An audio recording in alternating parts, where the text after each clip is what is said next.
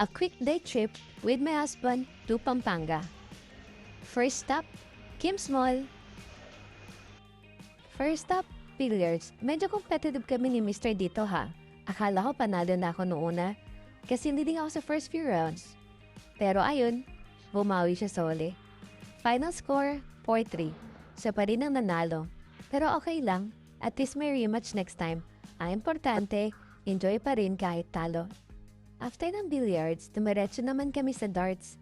Medyo competitive kami dito ha. Akala mo may tournament. Ako, todo focus sa aim. Si Mr. naman, relax lang pero ang galing.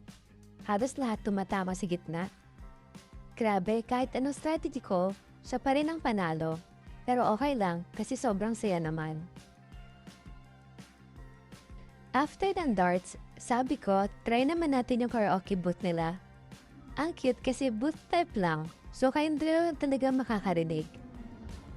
Eto na nga, duet time. Tinry namin mag-blend ng boses. Nasa town na naman kami, pero minsan may sabit pa rin.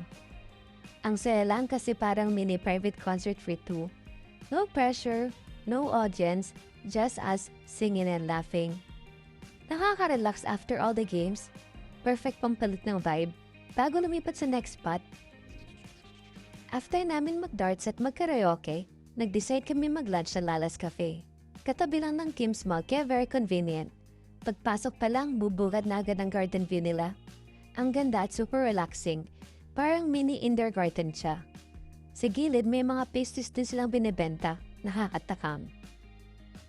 Pero syempre, order kami ng shrimp pesto, fondue fries, at chicken pop. Lahat masarap.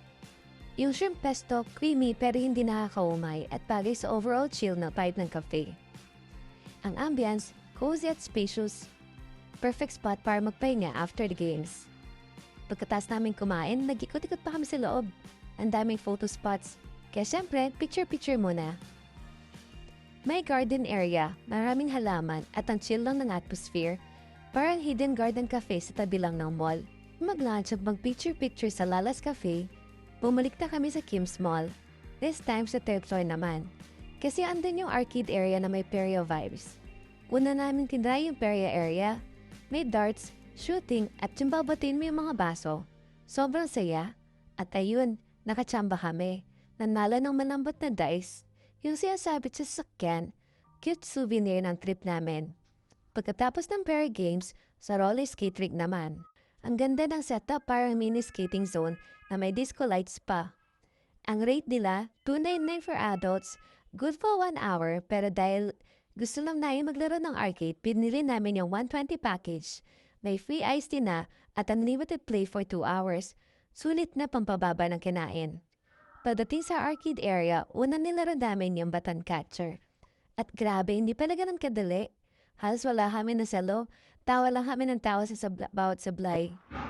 Next naman, yung basketball shooting.